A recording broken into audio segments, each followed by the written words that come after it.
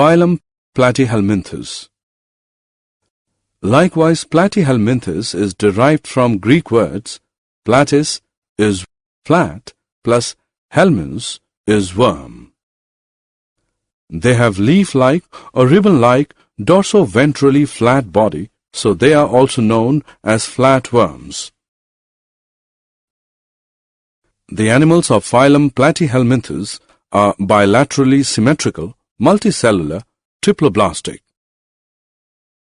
They do not have true coelom or body cavity. They have digestive cavity with a single opening, the mouth. They are mostly parasitic and few are free-living, example, planaria. Some common examples of Platyhelminthes are planaria, fasciola, liver fluke, schistosoma, and taenia, tapeworm.